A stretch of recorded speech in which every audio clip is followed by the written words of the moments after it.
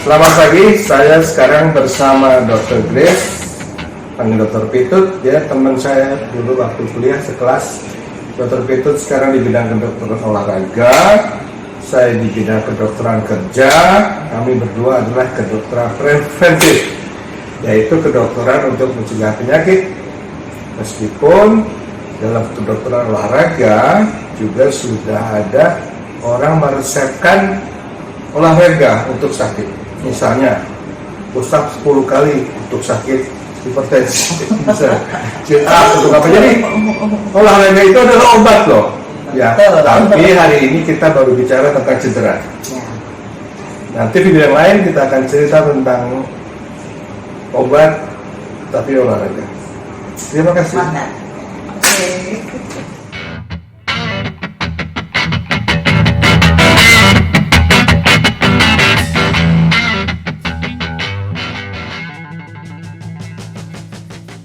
Selamat pagi, hari ini saya akan menyampaikan tentang cedera olahraga. Cedera olahraga itu tidak hanya terbatas pada olahraga bela diri, tapi juga olahraga secara umum. Ya, seperti misalnya definisinya, klasifikasi, mekanisme, terus juga diagnosis, dan juga kejadian di lapangan tentang heat cramp, juga tentang heat stroke dan lain sebagainya. Cedera olahraga pada video ini itu hanya membahas pada sistem muskuloskeletal, artinya pada sistem otot, ya, otot, tendon, ligamen, tulang, sendi, dan juga kalau untuk organ-organ dalam itu ada misalnya jantung, paru, hepat, limpa, hati, otak, kulit, dan sebagainya. Tapi kita hanya konsentrasi pada bagian otot dan tendon saja. Cukup, ya. Klasifikasi cedera olahraga itu dibagi dalam cedera yang proses dan cedera kalau kita bicara tentang jaringan, ya. Kalau yang diproses itu cedera yang akibat karena benturan, traumatik, atau yang karena overuse atau terlalu berlebihan dalam melakukan latihan. Sedangkan kalau kita melihat dari area jaringannya itu pada tulang seperti patah atau fraktur, juga pada tulang rawan sendi, juga pada sendinya sendiri, pada ligamen seperti tertarik, sleo, dan otot juga seperti terbentur, ya, kontusio, atau otot yang nyeri seperti di tendon, ya. Jadi antara hubungan antara otot dengan tulang itu namanya tendon.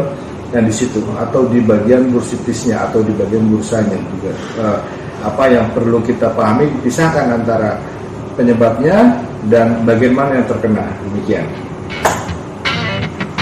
Cedera akut atau traumatik itu biasanya itu ciri-cirinya tuh radang seperti biasa, yaitu pembengkakan, kemerahan, panas, nyeri, dan fungsinya menjadi terbatas. Misalnya kalau siku kita terkena jatuh, radang yang akut itu biasanya ada agak bengkak, terus merah dan terasa hangat atau panas, nyeri, dan tidak bisa diangkat, yaitu kehilangan fungsi. Contohnya seperti strain atau terjadinya memar. Sedangkan cedera akibat overuse atau penggunaan yang berlebihan itu adalah akibat pembebanan berulang pada jaringan dalam waktu yang lama, juga dengan beban yang istilahnya rendah tapi lama dilakukannya. Bisa juga karena latihan singkat tapi berat, misalnya teknik angkat yang salah, peralatan yang tidak sesuai, terus juga jadi gejala nyeri pada tahap ini terjadi pada gerakan atau posisi tertentu. Misalnya kalau nyerinya di sini karena overuse gitu kan, pas begini sakit, tapi pada yang lain kok enggak gitu. Nah, itu biasanya terjadi karena overuse, atau itu biasanya kita kalau pada latihan beban nyerinya di sini gitu kan, tapi kalau gerakan sih nggak apa-apa, tapi begini-gini kok nyeri gitu kan. Nah, itu adalah contoh-contoh gerakan yang karena penggunaan yang berlebihan, ataupun karena alat yang kita pakai itu tidak bagus gitu kan, dipegang susah atau tidak ergonomis gitu, itu juga bisa menyebabkan terjadinya cedera pada olahraga. Selanjutnya adalah mekanisme cedera, ya. Ada yang namanya faktor predisposisi, yaitu faktor-faktor yang sudah ada sebelumnya yang bisa menyebabkan cedera, misalnya faktor intrinsik dan faktor ekstrinsik. Pada faktor intrinsik itu seperti umur, jenis kelamin, postur, terus remaja yang terkait proses tumbuh kembang, tinggi dan berat badan, terus juga spesialisasi dalam suatu gerakan tertentu, ya itu juga faktor intrinsik. Juga pengalaman dalam olahraga atau gerakan itu, terus juga kapasitas tubuh, misalnya dia terlatih atau tidak gitu kan, maka itu juga faktor intrinsik, faktor individunya, faktor orangnya gitu kan.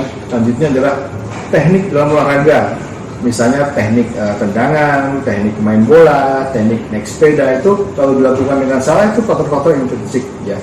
Terus juga kurangnya pemanasan, kurangnya pendinginan, terus juga ada riwayat cedera sebelumnya, dan juga ada masalah-masalah kesehatan penyakit sebelumnya seperti diabetes, hipertensi, terus asma segala macam. Itu adalah faktor individu atau faktor intrinsik ya. Oke. Ekstrinsik atau faktor yang ada di luar tubuh manusia atau individu itu ya, seperti misalnya peralatan dan fasilitas olahraga, misalnya peralatan yang tidak sesuai atau tidak memadai untuk ukuran tubuh tertentu. Misalnya gini, ada barbel memang disediain gitu kan, atau ada buat kalau angkat badan tuh ada semuanya, tapi itu tidak sesuai sama tubuhnya atau tidak sesuai dengan bentuknya, atau terlalu berat atau terlalu ringan gitu kan, sehingga akan menyebabkan cedera juga. Dan juga terlalu gelap misalnya ruangannya, atau terlalu terang, atau terlalu panas, yang semuanya itu ada di luar dari individunya, jadi ada di lingkungannya ya.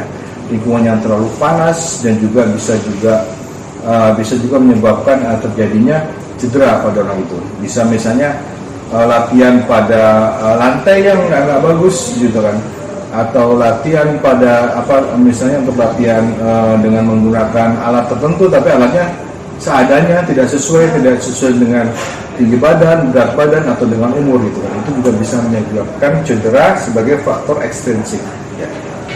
Kita membahas tentang loads atau beban gaya pada cedera itu biasanya karena terjadinya traksi, yaitu tarikan ya, itu terjadi biasanya pada otot. Jadi pada otot persendian akibat itu sering banget terjadi, biasanya pada sendi lutut atau pada sendi siku ya, atau di jari-jari terjadi tarikan. Oke. Beban gaya pada cedera itu pada kompresi atau tekanan. Jadi sama seperti di sendi juga, yaitu terjadi tekanan biasanya pada beban yang terlalu berat, atau gerakan yang harus menopang beban yang berat, atau juga harus misalnya mengangkat beban yang terlalu berlebihan. Nah itu juga tadi kan ada yang namanya tadi tarikan ya, sekarang kalau kompresi tekanan itu yang menyebabkan cedera ya. Selanjutnya adalah terjadi torsion atau twisting atau perputaran ya, karena misalnya pada pemain basket atau permainan bola tenis atau badminton ya, ketika mau ngambil bola atau mau menghindar itu melakukan putaran-putaran yang pengennya sih muter gitu kan, tapi karena tidak terlatih, maka yang satu otot tungkainya tetap diam, yang satu berputar ya, biasanya terjadi cedera di situ, tendonnya atau ototnya bisa terputus atau bisa cedera ya, robek. Selanjutnya adalah bending atau terjadinya pembengkokan. Jadi muter tidak, tarik juga enggak, tapi terjadi pembebanan sehingga menyebabkan terjadinya seperti bengkok tulangnya begitu. Nah itu juga akan menyebabkan cedera. Itu biasanya pada masuknya ini ototnya kuat, segala macam kuat, tapi beban terlalu berat, atau mungkin gerakan yang terlalu misalnya pada panco ya gitu, itu bisa tulangnya nggak kuat, bisa terjadi bending atau bengkok, akhirnya ujung-ujungnya ya patah ya. Selanjutnya adalah terjadinya sobekan atau tears. Jadi akibat tadi karena tarikan atau tekanan juga bisa terjadi robek pada selaput sendi atau pada otot atau pada bagian yang lain dari tubuh yang karena tarikannya kuat dia bisa robek ya. Hal ini menjadi hal yang cukup serius karena bisa terjadi pada tulang punggung, bisa juga terjadi pada lutut, pada siku atau pada bagian tubuh yang lain yang ada bagian tulang dan ototnya ya. Jadi kalau kita bisa rangkum ya, jadi beban gaya pada cedera itu kalau dirangkum faktor intrinsik, faktor ekstrinsik, ada faktor predisposisi atau sebagai faktor predisposisi yang akan bisa menyebabkan terjadinya kerentanan dan akhirnya berujung pada cedera ya. Kalau kita bisa mengatur ini sesuai, maka cedera dapat diminimalkan atau dihindari ya. Jadi untuk diagnosis atau penentuan sakit atau cedera itu sama seperti kedokteran yang lain, yaitu dengan anamnesa atau wawancara, pemeriksaan fisik dilihat, atau dengan alat-alat seperti X-ray atau ronsen, dengan USG, CT scan, MRI untuk mengetahui apa yang terjadi pada tubuh yang cedera itu. Tentunya kalaupun dirasa berpengalaman adalah hal yang ringan, kita bisa mengistirahatkan ya. Nanti akan dijelaskan oleh Dr. Grace ya, Dr. Pitut pada sesi yang lain di video ini juga ya. Nanti dapat kita pahami bahwa kalau penanganannya bagus dan cepat, maka kita akan bisa menghindari cedera makin parah ya. Jadi kalau kita bilang sprain itu adalah peregangan ya, atau robekan dari ligamen atau sambungan antara otot sama tulang ya. Ligamen itu dia tuh berfungsi untuk menjaga kestabilan dari persendian. Area tubuh yang paling rentan itu pergelangan kaki, lutut, dan juga pergelangan tangan ya. Derajatnya itu ada sedikit peregangan, kerusakan pada ligamen, tapi pada yang robekannya besar itu bisa menyebabkan terjadinya robek yang utuh atau terjadinya robek semua gitu kan, akibat suatu gerakan yang tiba-tiba dan faktor intrinsik tadi, mungkin umurnya udah tua, bisa langsung putus. Itu namanya sprain ya. Sedangkan kalau disebut kontusio atau memar itu terjadi akibat pukulan langsung atau berulang benda tumpul. Mencederai itu biasanya serat otot tapi nggak rusak kulit ya. Warnanya biasanya merah akibat adanya pengumpulan darah di bawah kulit ya. Nanti lama-lama dia jadi biru terus mau nyembuh jadi hijau biasanya. Di situ biasanya nyeri, habis itu bengkak, nanti jadinya ulang, biasanya hilang ya. Tapi kalau pada kejadian yang cukup besar gaya pukulannya, maka dia makin lama untuk hilang ya. Kalau yang disebut tendinitis itu adalah inflamasi atau peradangan atau iritasi tendon atau sarung dari tendon yang hubungan antara otot dan tulang akibat dari pembebanan yang berulang, stres kecil yang berulang, juga bisa akibat dari termasuk bengkak dan nyeri yang memburuk aktivitas. Jadi biasanya kalau ciri-cirinya itu adalah kalau lagi tidak banyak bergerak tuh nggak masalah, tapi ketika mau digerakkan dikit-dikit nyeri makin nyeri. Nanti biasanya tendinitis ya, itu sifatnya itu dia baru akan terasa kalau bagian tubuh itu digerakkan ya. Jadi kalau kita sebut sebagai bursitis itu adalah pembebanan berulang pada bursa atau pelumas atau bantalan di sekitar sendi ya. Bursanya membengkak dan terasa nyeri dan biasanya berbarengan dengan tendinitis. Jadi agak sulit membedakan antara bursa pembungkusnya dengan tendon bagian dalamnya gitu. Nah itu kalau itu terjadi itis atau inflamasi itu biasanya terjadi berbarengan atau sulit dibedakan, bisa pada sendi lutut atau pergelangan tangan, siku atau kaki ya. Kalau disebut sebagai namanya dislokasi itu cerai sendi, jadi tulangnya bergeser dari sendi karena tekanan yang keras ya.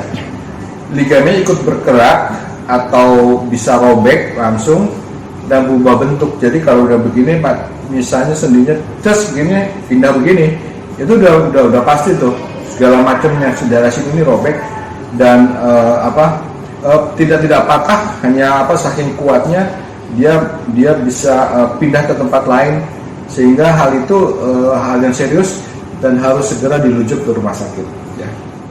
Kalau patah atau fraktur ya, benturan tak langsung atau bisa juga akibat benturan, bisa juga akibat tadi yang disebut sebagai twisting atau pembawanan langsung atau benturan yang keras gitu kan. Nah, hal-hal ini kita nggak bisa nunda-nunda, harus segera dipasang bidai aspal dan segera dirujuk ke rumah sakit. Nah, gimana kita mengenali terjadinya fraktur atau patah tulang itu ya? Nanti mungkin pada video-video yang akan datang kita akan jelaskan bagaimana mengenali terjadinya patah tulang. Kadang-kadang kita tidak bisa membedakan antara ini apakah cedera sendi akibat dari strain atau patah tulang. Itu perlu pengalaman untuk memahaminya, tapi mudah. Nanti mungkin pada video selanjutnya akan saya lebih jelaskan. Ya, selanjutnya adalah penanganan.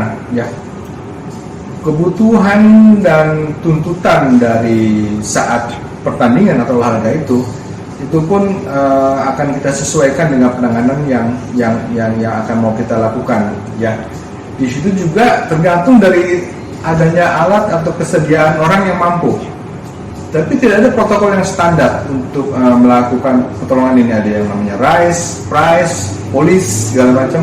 Ya, itu juga bisa kita pakai semua. Ya, pada beberapa penanganan tuh bisa dengan obat, bisa dengan salep, bisa dengan suntikan, bisa dengan massage atau dipijat, atau bisa juga dengan hal-hal lain yang itu kadang-kadang dibedakan antara yang penanganan yang akut pada saat itu dan penanganan setelahnya.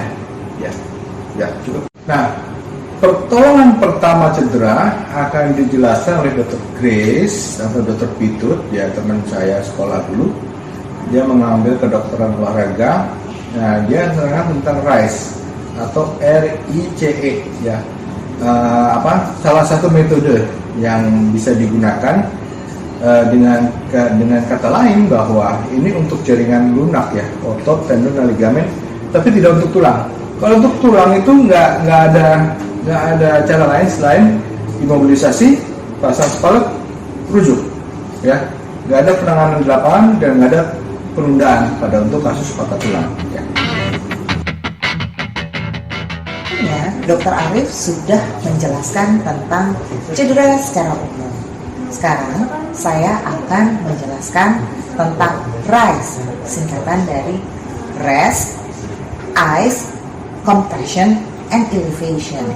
RICE itu adalah suatu metode untuk penanganan cedera di lapangan pada kejadian akut. Itu dulu ya. Bagian pertama dari RICE adalah rest. Rest merupakan tindakan mengistirahatkan bagian yang cedera supaya cedera tidak bertambah parah. Bagian pertama dari RICE. Bagian berikut dari rest adalah ice.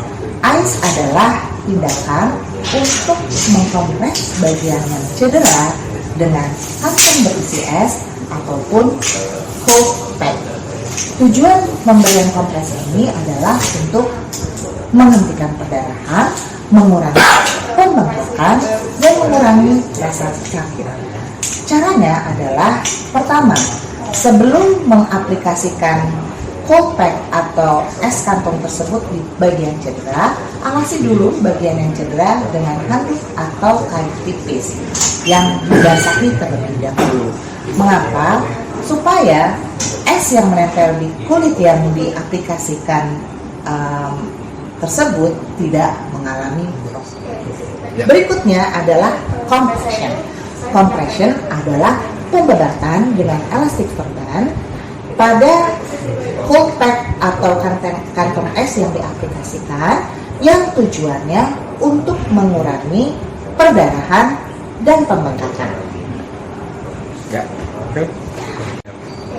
Berikutnya, bagian terakhir dari RICE adalah elevation. Elevation adalah meninggikan bagian cedera yang sudah dikompres dengan es lebih tinggi dari jantung. Tujuannya supaya apa? Supaya mengurangi pembengkakan, juga mengurangi perdarahan, juga mengurangi nyeri. Sekian penjelasan tentang RICE. Mengapa kita harus mengaplikasikan ini? Karena ternyata dengan aplikasi ini dapat menurunkan indera sensori yang nantinya akan membantu meredakan nyeri dan dapat menurunkan ketegangan otot yang pada akhirnya melalui proses bisa membuat mobilisasi dini. Keunggulan RICE itu punya keunggulan loh. Jadi RICE itu harus dilakukan dalam rentang 24 jam pertama. Kenapa? Kalau dilakukan 24 jam pertama, maka cedera itu belum terjadi jaringan perut yang banyak, sehingga memudahkan dan mempercepat proses cedera. Tetapi kalau RICE dilakukan lebih dari 24 jam, cedera yang terjadi pada jaringan lunak sudah menumpuk, banyak darah di sana, banyak proses-proses sehingga jaringan pumpnya menjadi besar. Tentunya hal ini memperlambat kesembuhannya dan menimbulkan lebih terasa nyeri.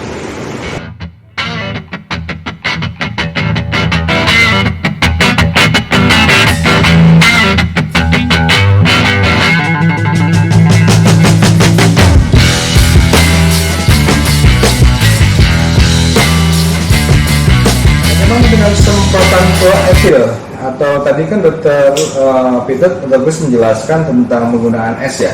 Gimana tentang kloretil? Ya itu bisa untuk mengurangi cedera otot atau nyeri, tapi tidak boleh digunakan pada luka yang terbuka. Ya, semprotnya ini juga 30 cm atau 40 cm dari tempatnya cedera, 10 detik aja.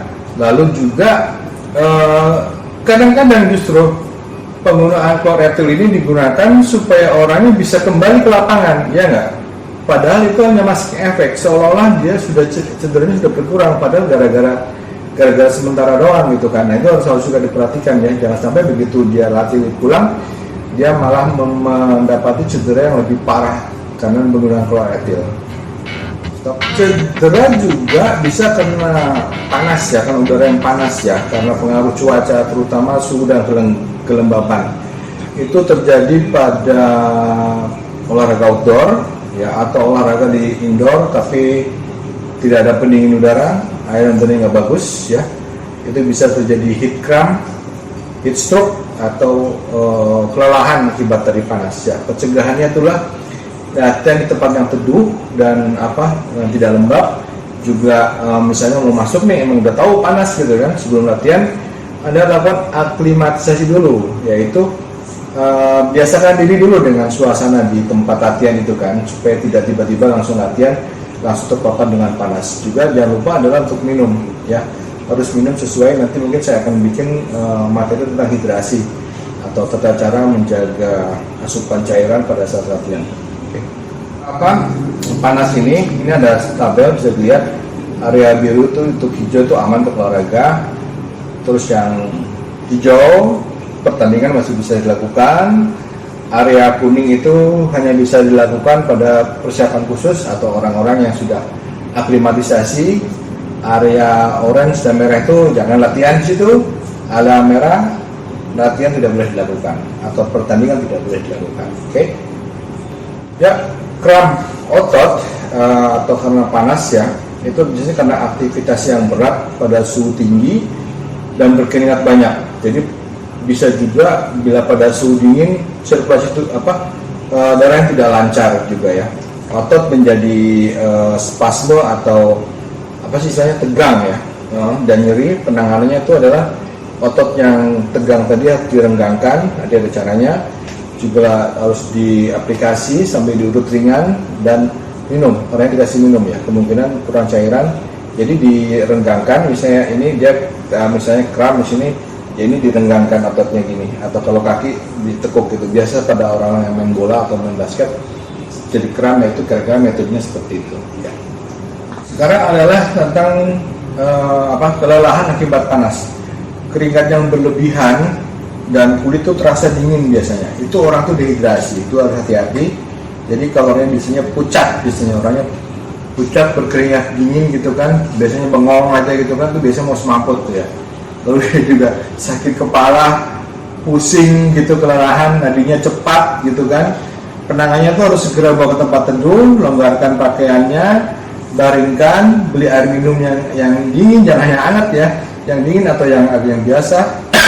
Lalu yang bagian yang sakit atau ada cedera mungkin dibalut dengan air supaya dia mendingin. Dan kalaupun dia ternyata tidak segera bangkit atau gitu, itu segera dirujuk aja. Untuk di biasanya infus ya, gitu, kurangin cairan gitu. Kita nggak tahu dia berapa banyak dia minum atau tidak, itu kita kurang tahu, makanya harus hati-hati pada kejadiannya seperti ini. Itu biasanya menyangkut dari juga faktor intrinsik ya, tadi umur dan jenis kelamin juga akan menentukan. Ya. Nah, kalau yang disebut dengan heat stroke itu ya adalah keadaan lebih berat dari yang tadi. Dia bukan kelelahan karena panas, tapi karena sengatan panas yang sangat ya. Kulit terlihat merah, teraba panas ya. Suhu tubuh meningkat, terus dia mengalami biasanya pingsan atau shock sampai tidak sadarkan diri. Keadaan ini masuk keadaan gawat darurat, jadi harus segera ditangani ya, segera rujuk ke biasanya kalau pas lagi acara di luar ya, maraton, lari atau latihan di luar, atau juga seperti misalnya lomba lari ya, hal seperti itu juga, atau orang yang kadang-kadang merasa dirinya kuat gitu kan, jadi meskipun panas dia tidak mengacuhkan, atau dia semaput gara-gara itu ya, itu juga perlu penanganan yang segera. Sekarang kita rangkum lagi ya, penanganan cedera olahraga di lapangan ya. Cedera muskuloskeletal. Muskuloskeletal artinya adalah otot dan tulang ya. Dibedakan dua, dari patah tulang dan terjadinya cerai sendi atau dislokasi, dan cedera yang akut pada jaringan lunak, yaitu pada tendon, pada otot ya. Nah, untuk yang fraktur dan dislokasi adalah segera diimobilisasi, artinya ditaruh di tempatnya tidak bergerak ya, terus evakuasi segera dirujuk. Nah, kalau masuk yang cedera tadi yang akut jaringan lunak, strain contusio, itu masuk ke RICE ya. RICE itu yang tadi dijelaskan sama Dr. Grace, tutur pitut ya. Nah, kalau pada cedera akut itu terjadi kram, maka lakukan tadi hidrasi, stretching, massage ringan ya. Jadi saya ulangi lagi ya. Kalau cedera terjadi di lapangan, di olahraga, maka bedakan ini masuk dari patah tulang atau masuk ke dalam cerai sendi, maka itu hal yang gawat darurat, harus segera dirujuk ya. Kalau itu adalah masalahnya adalah karena cedera pada jaringan yang lunak seperti otot dan tendon, maka lakukan RICE ya. Nanti review lagi, lihat RICE di depan gimana cara melakukannya. Oke, saya sampai situ dulu video saya. Terima kasih.